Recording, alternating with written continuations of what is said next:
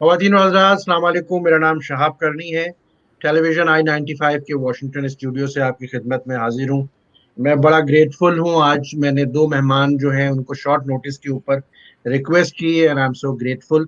वजह उसकी ये है कि आज ही के दिन दो वाक़यात ऐसे हुए हैं पाकिस्तान में, वो एक कश्मीर के हवाले से और एक कराची में। और दोनों को मैं कहता हूँ के फॉर के फैक्टर। तो उस पर हम डिस्कस करेंगे। मेरे साथ ज्वाइन कर रहे हैं राजा मुजफ्फर साहब, डैलस टेक्सास से, कश्मीर के हवाले से। कश्मीर के ऊपर बहुत उनका सालों का काम है, एक्टिविस्ट हैं, राइटर हैं, कंट्रीब्यूट करते हैं मुख्तलिफ टेलीविजन चैनल्स पे। वेलकम राजा साहब, कैसे हैं आप? जी। अस्सलाम वालेकुम। वालेकुम अस्सलाम। आपका बहुत बहुत शुक्रिया। और आसिम सिद्दीकी साहब वाशिंगटन से ज्वाइन कर रहे हैं, बहुत ही मायनाज सहाफ़ी हैं इलेक्ट्रॉनिक और प्रिंट मीडिया के, और कंट्रीब्यूट करते हैं। और ख़ासकर कराची के जो वाक़यात हैं उन पे बड़ी गहरी नज़र हमेशा से रही है, पाकिस्तान के भी रही है, लेकिन ख़ासकर कराची का। वेलकम आसिम सिद्दीकी साहब, कैसे हैं आप? जी थैंक यू, बहुत बहुत शुक्रिया आपका। सर, राजा साहब, पहले आपकी तरफ आऊंगा कि आज एक एफआईआर कटी है लाहौर में, और उसमें गद्दारी का मुकदमा के ऊपर एफआईआर। एक गुमनाम तो नहीं कह सकते, कोई मोहम्मद बशीर करके कोई आदमी है, वो कह रहे हैं खलाई को जानता नहीं उसको। और उसमें 2 दर्जन से ज्यादा लोगों के नाम है एफआईआर में गद्दारी के हवाले से। और उसमें राजा फारूक का भी, जो वजीर आजम है आजाद कश्मीर के। क्या कहेंगे राजा साहब?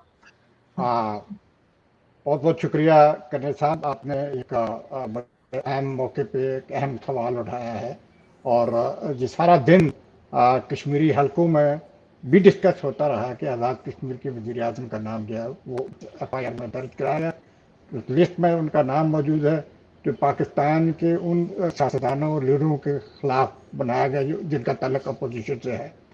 इसके दो और जो साधन जेर बहस है, तो इसमें दो इसके मुख्तलिफ पहलू हैं। एक तो ये कि आज़ाद कश्मीर के वज़ीर आज़म के ख़िलाफ़ ये इस किस्म का मुकदमा एक बड़ा अजीब सा मैसेज जो है वो अक्रॉस जा रहा है।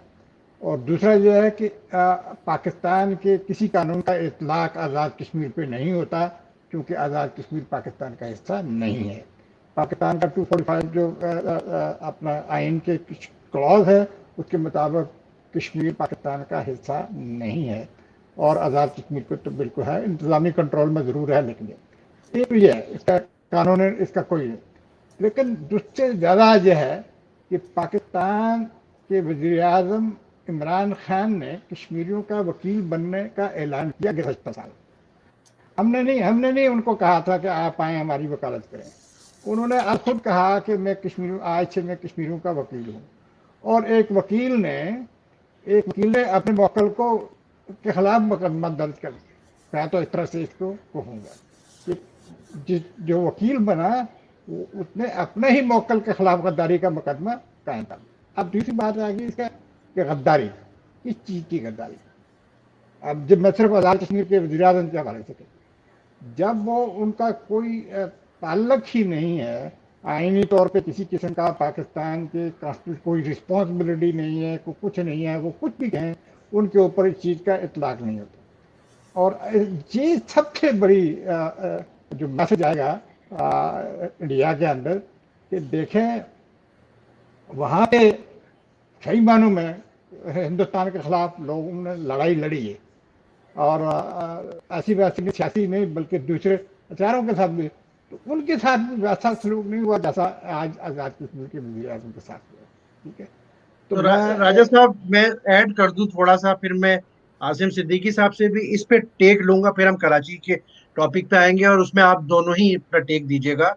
राजा साहब, मेरा फॉलो अप सवाल आपसे ये है कि मकबूजा मकबूजा का लफ्ज इस्तेमाल होता है, मकबूजा कश्मीर, कि भाई कश्मीर पे हिंदुस्तान का कब्जा है और 1 साल से ऊपर हो गया, कोई उसमें आज़ादी राय, फ्रीडम ऑफ एक्सप्रेशन और लीडरशिप सब बंद है।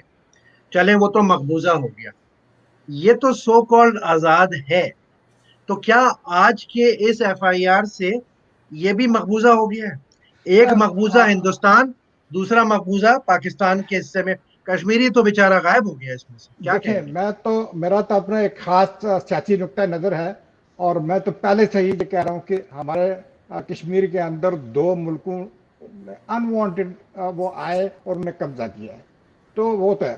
اب ایک ایسے لوگ بھی ہیں جو پاکستان کو قابل نہیں سمجھتے, ان میں راجہ فاروق بھی شامل ہے, لیکن اب ان کو بھی سوچنا پڑے گا کہ جو رویہ ان کے ساتھ اختیار کیا جا رہا ہے وہ کس قسم کا ہے. اب ایک اور بات جو اہم اس میں رہے گی اس کے پیش نظر کہ دیکھیں آزاد کشمیر کے اندر پہلے سے ایسی چیزیں ہوتی رہی ہیں. خود ہمارے خلاف شہید مقبول بٹ کو وہاں پہ جیلوں میں رکھا گیا, ان کے ساتھیوں کو رکھا گیا, ہندوستان کا ایجنٹ ہونے کا مقدمہ چلا. یہ کوئی ہمارے لیے نئی چیز نہیں ہے, لیکن ایک سیٹنگ جو کشمیریوں کا منتخب وزیر اعظم ہے اس کے ساتھ اس قسم کی بات کر کے تو ان شکوک و شبہات کو تقویت ملتی ہے کہ جو اورلی گردش میں ہیں کہ عمران حکومت نے اور مودی حکومت نے شاید کوئی کمپرومائز کیا ہوا کشمیر کے اوپر, تبھی 5 اگست 2019 کو مودی نے اتنا بڑا قدم اٹھایا کہ جو اس سے پہلے کوئی ہندوستان کی انڈیا کی کوئی گورنمنٹ نہیں اٹھا سکتی تھی. اس کی وجہ صرف یہ تھی کہ ان کو یہ خوف رہتا تھا کہ ہو سکتا ہے پاکستان کی طرف سے کوئی شدید رد عمل آئے. لیکن 1 سال گزر گیا, کوئی رد عمل نہیں ہوا. لوگوں نے تو شروع میں کہنا شروع کر دیا تھا کہ اتنا بڑا جو معاملہ ہے, اور پھر اس چیز کو تقویت ملتی چلی گئی. حال ہی میں جب گلگت بلتستان کے اوپر موو چلی تو لوگوں میں وہ شک جو ہے وہ بڑھا, اور آج جب وہ وزیر اعظم کی بات ہوئی ہے تو اس سے بھی شک بڑھا ہے. لیکن ابھی تھوڑی دیر پہلے ایک خبر آ رہی ہے وہ یہ کہ, اور یہ پسپائی جو ہے یہ آپ اس چیز کا آپ اندازہ لگا لیں کہ کیا ہو رہا ہے, کہ یہ خبر آئی ہے کہ وہ FIR واپس لی جا رہی ہے یہ, اور اسے لا تعلقی کا اعلان کیا جا رہا ہے. تو مگر سوال یہ پیدا ہوتا ہے جہاں اس قسم کی FIR آپ خود جانتے ہیں, انیس صاحب بھی جانتے ہیں کہ اس قسم کی FIR تبھی کرتی ہے کہ جب اس کو حکومت اپروو کرتی ہے, خواہ اس کا بے شک کوئی سولین ہی ہو, کوئی اور ہو, کوئی عام آدمی کو FIR کو درج کرائے. لیکن جب جہاں یہ تعزیرات جن کے تحت جو FIR درج ہوئی ہے اس کو FIR میں منتقل کرنے میں تھانے دار کو جو بھی ہے وہ حکومت سے منظوری لینی ہوتی ہے, اور اس میں سیکورٹی ادارے. بہت اچھا, تھینک یو سر. جی عاصم صدیقی صاحب, اس ٹاپک پہ آپ کچھ انپوٹ دینا چاہیں گے؟ میں سمپل یہی کہوں گا کہ ہمارے جو سلیکٹڈ وزیر اعظم ہیں 2 سال کے اندر ایسی غلطیوں پہ غلطیاں کرتے چلے جا رہے ہیں, اور جو سلیکٹڈ جو عقل کل جو ان کے اوپر کام کر رہے ہیں وہ بھی ایسی حرکتیں. یہاں بچے کے ریپ پہ FIR نہیں کرتی جب تک کہ سوشل میڈیا پہ لوگ شور نہ مچائیں. یہاں FIR اس وقت نہیں کرتی جب لڑکی کا ریپ ہو جاتا ہے, FIR نہیں کرتی. یہاں پر لوگوں کے یہاں چوریاں ڈکیتیاں ہو جاتی ہیں, 4 دن تک وہ تھانوں کے چکر لگاتے رہتے ہیں, FIR نہیں کرتی. یہاں پر لوگوں کے بیگیجز گم ہو جاتے ہیں, FIR نہیں کرتی. یہاں پر 97 لوگ شہید ہو گئے جہاز میں, ان کے جو گھر والے ہیں وہ رل رہے ہیں انشورنس کے پیسوں کے لیے, یہاں پر FIR نہیں کرتی. یہ ہمارا سلیکٹڈ وزیر اعظم, یہ 3 دفعہ کا الیکٹڈ وزیر اعظم, بے شک اس کے پیچھے کوئی بھی ہو, آپ اس کو غدار بنا دیتے ہیں. ہم غدار اور کافر کے لائسنس ایسے بانٹ رہے ہیں جیسے کہ سیل لگی ہوئی ہو. پاکستان آج میں نے غصے میں اپنا بیک گراؤنڈ اس لیے لگایا ایسٹ انڈیا کمپنی کا کہ ہم 2 ایسٹ انڈیا کمپنی برداشت کر رہے ہیں. 1835 میں یہ ایک ایسٹ انڈیا کمپنی آئی تھی. ایک ہم چائنا کو جس طریقے سے پاکستان کے اندر انوالو کر رہے ہیں, بلوچستان کو چیزیں بیچ رہے ہیں, اور انڈاکومنٹ کہ نہیں جی کسی کو پتہ نہ چلے, پارلیمنٹ کو نہیں کریں گے. او بھائی تم ہوتے کون ہے؟ تم نے پاکستان بنانے میں کوئی حصہ لیا تھا جو آج تم کانٹیکٹ کیوں نہیں دکھا سکتے تم پارلیمنٹ کو؟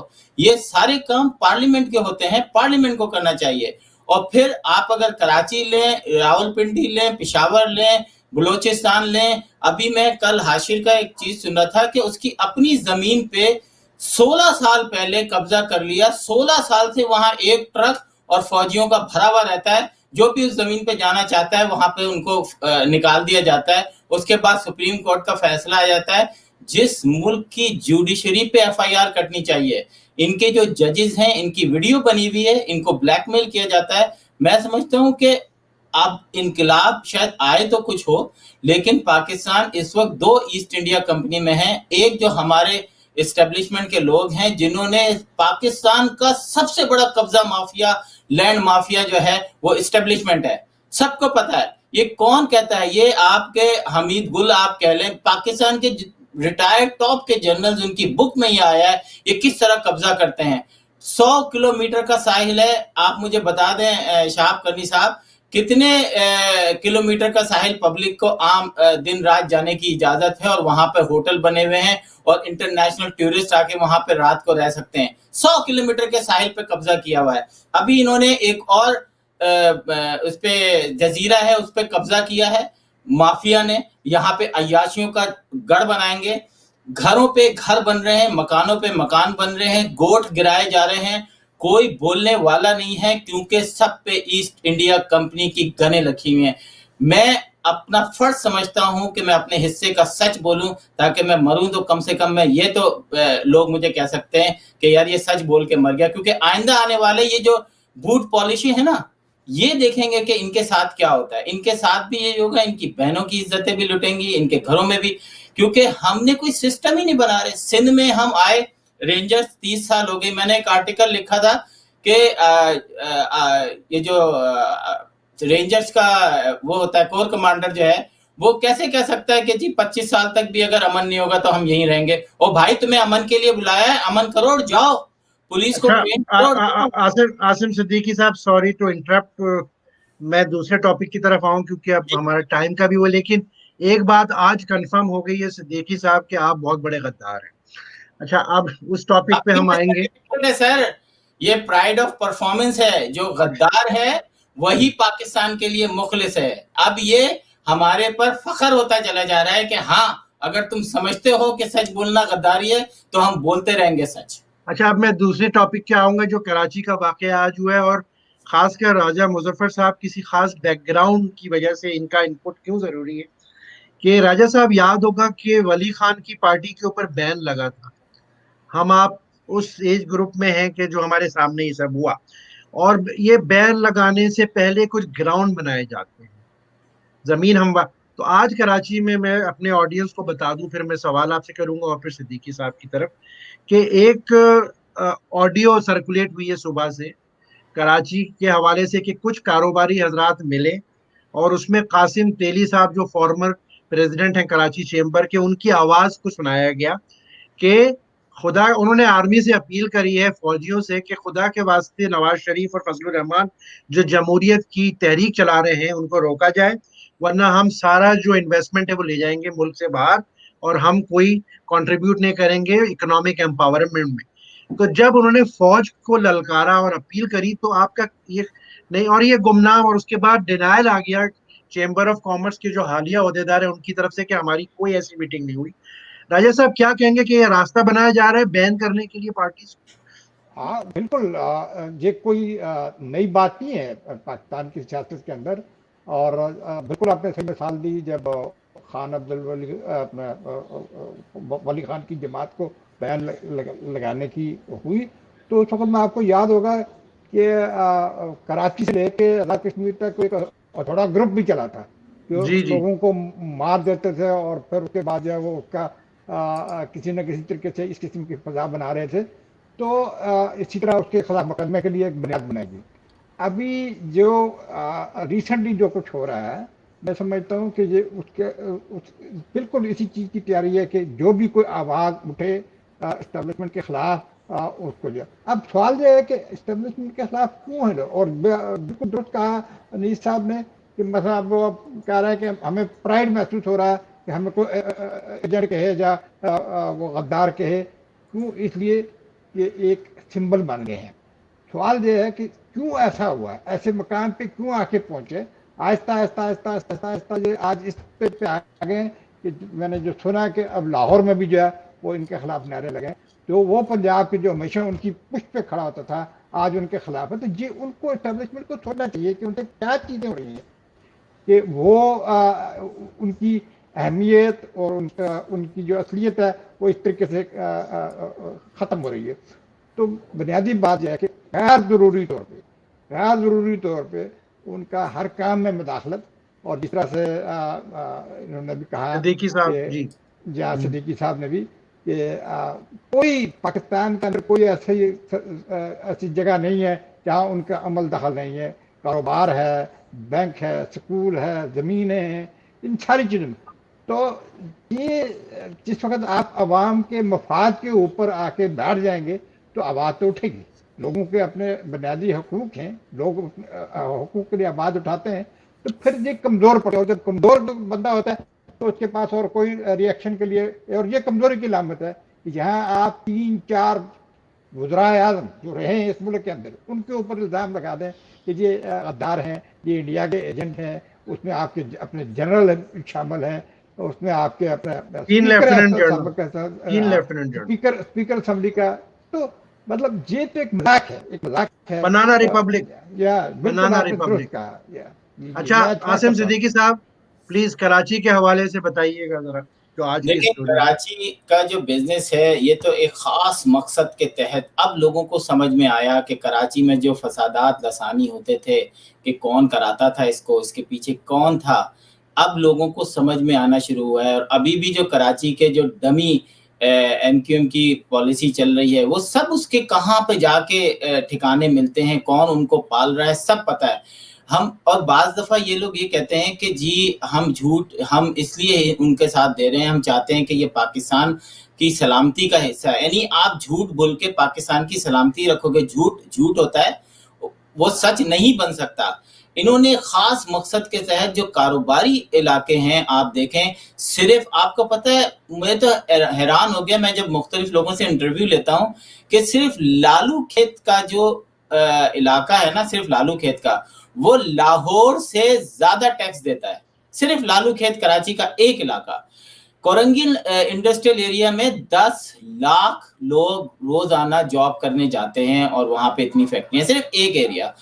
کراچی کو انہوں نے سونا دینے والی مرغی سمجھ رکھا ہے. یہ روز صبح اٹھتے ہیں، اس سے انڈا نکالتے ہیں اور انڈا لے کے وہ ڈی ایچ اے بنا رہے ہوتے ہیں، وہ کینٹونمنٹ بورڈ بنا رہے ہوتے ہیں. مجھے بتائیں دنیا میں آج کہاں کینٹونمنٹ بورڈ بنا ہے؟ امریکہ کے اندر جتنے بھی فوجی وہ ہیں اس کے اندر سویلین آبادی نہیں ہے. یہ واحد ہمارا پاکستان ہے جس کے اندر باقاعدہ 2 کروڑ کا بنگلہ 10 کروڑ کو سویلین کو بیچتے ہیں.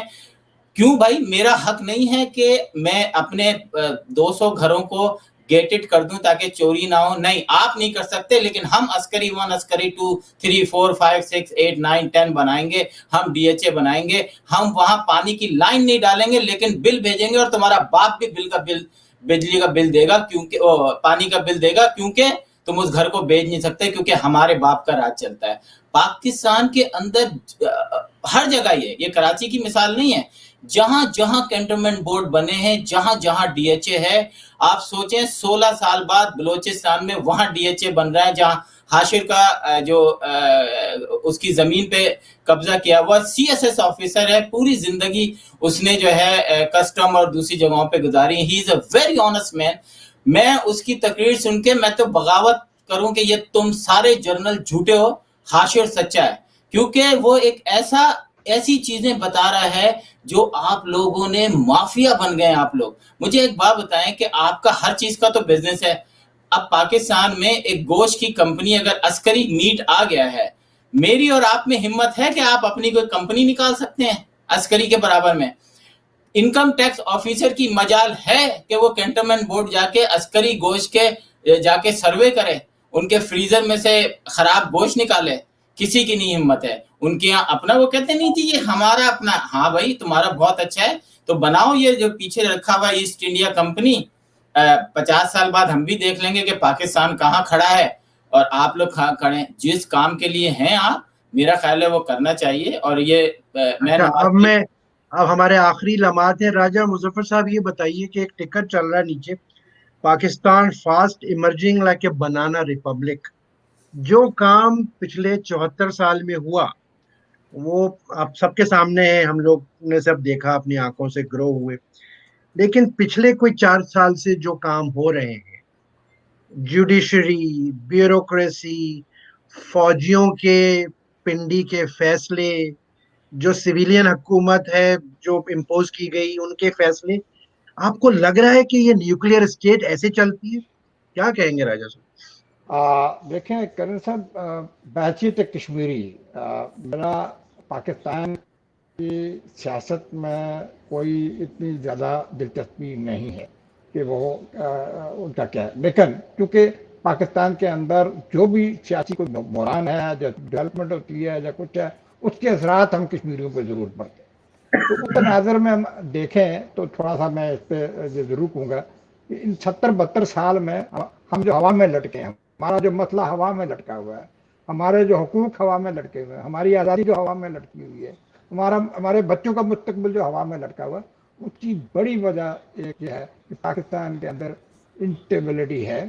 पाकिस्तान की कोई कश्मीर के ऊपर पॉलिसी नहीं रही है, उस पर कंसिस्टेंसी नहीं रही है, और हम उन्हीं के ऊपर इन्हिसार करते रहे हैं, पाकिस्तान के ऊपर इन्हिसार किया, जिसकी वजह से हम 72 साल में या वो हमारा बहुत कुछ खो गया। अब आहिस्ता आहिस्ता, क्योंकि हमारे यहाँ भी ड्रीमर थे, हमारे यहाँ भी जो है वो इस बात का, क्योंकि पाकिस्तान एक फरीक के तौर पे सामने आया, हमारे कश्मीरियों के अंदर भी लोग थे कि जो पाकिस्तान के साथ आज भी मोहब्बत करते हैं। मैं जाती तौर पर पहले अपना कह दूँ कि मैं एक आज़ाद और खुद मुख्तार कश्मीर का हूँ, मगर नफरत की बुनियाद पे नहीं। मैं कहता हूँ कि हम एक पुल बने, हम एक पीस पावर के तौर पर हम एक तीनों मुल्क, हमारे इर्द गिर्द चाइना भी है, इंडिया है, पाकिस्तान है, हम तीनों के दरमियान में एक पुल बनना चाहते हैं और एक आज़ाद कौम के तौर पर रहना। तो मगर हमारे यहाँ ऐसे लोग भी हैं कि जिन्होंने जो हिंदुस्तान के साथ भी इलाक़ चाहते थे, जो पाकिस्तान के साथ भी चाहते थे, जो हिंदुस्तान के साथ इलाक़ चाहते थे, उनके साथ इंडिया ने जो कुछ किया 5 अगस्त 2019 को, वही वैसा ही कुछ अब जो है वो 2020 में आके पाकिस्तान के साथ इलाक़ करने वालों का। मेरे लिए कोई ये बात नहीं है, मेरे लिए कोई ये बात नहीं है कि वो लेकिन उनके लिए ज़रूर यकीनन नई बात है कि जो पाकिस्तान के साथ मोहब्बत करते हैं कश्मीर के लोग, और उनको जब ये चीज़ मिल रही है, और एक साल से यानी उनकी जो तवक्कुआत थी, वो जो समझ और कहा भी जाता था कि पाकिस्तान अगर न्यूक्लियर स्टेट है, पाकिस्तान की अगर सिक्योरिटी है वो कश्मीर के लिए है, हम जो कुछ भी वो कर रहे हैं वो कश्मीर के लिए। तो एक साल से वो कश्मीरी लॉक हैं, उनको किसी किस्म की कोई अमली मदद नहीं मिली, तो ज़ाहिर हमारे लिए तो उन कश्मीरियों के लिए मायूसी की बात है। उनके मेरा लिए एक सवाल, बनाना, बहुत शुक्रिया राजा साहब, लेकिन मैं एक चीज ऐड कर दूं आपकी इस इवैल्यूएशन में। हिंदुस्तान ने तो खैर पूरी आबादी को मकबूजा बनाया हुआ है, 1 साल से ऊपर हो गया, और उन्होंने कश्मीर की जो लीडरशिप है उनको सबको बंद किया हुआ है, नजरबंद किया हुआ है, लेकिन किसी एक को गद्दार नहीं कहा है। हमारे यहाँ वजीर आजाद कश्मीर के वजीर आजम आज गद्दारी की FIR कटवा चुके हैं। आसिम सिद्दीकी साहब गद्दार आला जी, ये वही ऐड कीजिए ये वही वजीर आजम है जिन्होंने एक तकरीर में कहा था कि आप लोग माने या ना माने, मैं इस आज़ाद कश्मीर का आखिरी वजीर आजम होऊंगा। और उसके बाद तो रोए भी थे। उनको अंदाजा था, मैं यहाँ पे इंटरव्यूज लेता हूँ मुख्तलिफ कश्मीरी रहनुमाओं के, वो जब कैमरे पे आते हैं तो उनका कहना कुछ और होता है, जब वो कैमरे के पीछे होते हैं तो उनका कहना कुछ और होता है। ये एक ऐसी सच्चाई है। मैं कहता हूँ मरना तो है, आज मर जाओ या कल मर जाओ। सुकरात का जो ने जहर का वो पिया था ना, तो किसी को नहीं पता कि उसको किसने दिया था। सुकरात आज तक है। तो हम सच बोलने से बड़ा घबराते हैं, और मैं इन लोगों को बहुत अकल दिखाता हूँ। जिस वक्त ये हुआ था और मैं चीख के कह रहा था कि पाकिस्तानियों ने ना ही एयर स्पेस बंद की, ना ही इंपोर्ट एक्सपोर्ट बंद किया, ना ही सफारती ताल्लुकात में सख्ती लेकर आए, बल्कि सोने पे सुहागा उन्होंने अफगानिस्तान और इंडिया के दरमियान पाकिस्तान की राहदारी इस्तेमाल करने को, इंपोर्ट एक्सपोर्ट इंडिया अफगानिस्तान करने की इजाजत दे दी। ये वो नमक था जो जख्मों पे कश्मीरियों के छिड़का गया, जिसे हमें बचपन से पढ़ाया गया कि देखो कश्मीर तुम्हारी शहरग है। हमने पढ़ा था, आपने भी पढ़ा होगा। आज उसी कश्मीर को ड्रामाई अंदाज में जो है वो चेंज कर दिया गया है। और अब मैं एक बात बताऊं, अगर आपको क्या पता है कि कश्मीर इतनी आसानी से आजाद कश्मीर पाकिस्तान का 5वां सूबा बन जाएगा? क्या वहां से रेजिस्टेंस नहीं आएगी? फिर वही होगा। इस 1-2 साल में 2 लाख के करीब घर बन रहे हैं मकबूजा कश्मीर में, 2 लाख। उसमें अगर पर फैमिली 4 या 5 लोग भी आ जाएं तो 10 लाख लोग नए कश्मीर में आबाद हो जाएंगे। तो वो तो कश्मीर गया आपके हाथ से। اب آپ کے ساتھ وہی ہوگا جو مقبوضہ کشمیر کے ساتھ ہوتا رہا ہے کہ وہاں سے لوگ گھس بیٹھیاں آئیں گے, کشمیر میں 2 بم پھاڑیں گے, اور پھر غداری کا تو آپ نے ابھی سے ثبوت دے دیا. مطلب شرم نہیں آئی آپ کو؟ شرم ذرا سی بھی نہیں آئی, نہ اس تھانے کو کاٹنے والے کو آپ کسی وزیر اعظم کے بارے میں FIR کاٹ رہے ہو. لیکن ہم بغیرتوں کی وہ فوج بن چکے ہیں کہ ہم پورا پاکستان جو بھائی غلط کو غلط کہو, صحیح کو صحیح کہو. کارگل وار ہوئی, آپ نے کوئی کچھ کام ہی نہیں کیا. میں سمجھتا ہوں ایک ایک شہید بچہ, اس کی موت جو ہے وہ جنرل مشرف کے کوٹے میں جائے گی, اس کو اس کی سزا ملنی چاہیے. لیکن ہم نے کہا نہیں یار ابھی جانے دو, وہ ہمارا فوجی برباد ہو جائے گا, ہمارا فوجی جو ہے نا بدنام ہو جائے گا. اور بھائی وہ ان ماؤں سے جا کے پوچھے جنہوں نے اپنے ینگ سپوت کھوئے ہیں, 2 بچے. ہم میرے گھر میں ستارے جرت ہے, میں لیکن اس ماں کا تو وہ آپ نے چھین لیا نا بچہ, اس بیوی سے اس کا شوہر چھین لیا, صرف بغیر 4 کوور کمانڈرز کو نہیں پتا تھا کہ کارگل میں کون جا رہا ہے. یہ عاصم صدیقی نہیں کہہ رہے, یہ آپ کے ایکس جنرل کہہ رہے ہیں, اپنی بک میں لکھ رہے ہیں, ٹی وی پہ آ کے کہہ رہے ہیں. لیکن آج بھی آپ کا مشرف غدار نہیں ہے, کشمیر کا وزیر اعظم غدار ہے, 3 دفعہ کا الیکٹڈ وزیر اعظم نواز شریف غدار ہے, میں غدار ہوں, آپ غدار ہیں. لیکن مشرف کو غدار مت کہنا, وہ تو حب الوطن ہے. کیانی کو غدار مت کہنا, جب 15 لوگوں کے گلے کاٹ رہے تھے فوجیوں کے افغانستان میں, اور کیانی بالکل خاموش بیٹھا تھا. سب کو جی پتا ہے. صدیقی صاحب بہت شکریہ. راجہ مظفر صاحب آپ کا بہت شکریہ کہ شارٹ نوٹس پہ آپ نے جوائن کیا, بڑی اچھی باتیں ہوئی. خواتین و حضرات, اس نوٹ کے ساتھ کہ یہ ہم بڑی تیزی سے بنانا ریپبلک بناتے جا رہے ہیں, ایک چیز ہے, اور یہ چیز چلے گی نہیں, کیونکہ اب ہم مختلف ٹائم زون میں ہیں, مختلف فیز میں ہیں جیو پولیٹیکلی. تو اگر ہم نے کالونیز ہی بنانی ہے اور جی ایک جی منٹ صاحب, ایک سیکنڈ بتاؤں, یہ بنانا پبلک بننے نہیں جا رہا, بن چکا. بنانا پبلک بن چکا. آج ایک صحافی ٹی وی پہ بیٹھ کے کہتا ہے کہ جو فوج کے خلاف بولے اس کی گردن کاٹ دو. یہ بنانا ریپبلکن بن چکا ہے. نہیں, آج چیف آف اسٹاف کا بھی ایک چل رہا ہے ان کے حوالے سے کہ جی سمندر پار رہنے والے پاکستانی اگر اس قسم کی بات کریں گے وہ غدار ہیں نمبر 1, اور ہم ان کا بھی حساب لینا جانتے ہیں. تو میں آپ کے توسط سے, جی آج کا ہے یہ قمر باجوہ کے حوالے سے. اچھا, ابھی ویریفائی نہیں ہوا ISPR کی طرف سے, لیکن اگر یہ بات ہے تو میں چیلنج دیتا ہوں جنرل صاحب, آپ کو جو کرنا کر لیجئے, ہم لوگ حاضر ہیں. جیسے عاصم صدیقی صاحب نے ستارے نشان حیدر لیا ہے غداری کا, ہم سب تیار ہیں. Most welcome, be my guest. بہت شکریہ جناب. انشاءاللہ پھر ایک نئے سیگمنٹ کے ساتھ آپ دونوں کے ساتھ دوبارہ حاضر ہوں گے. بہت شکریہ, تھینک یو, اجازت بہت بہت دیجیے. شکریہ. تھینک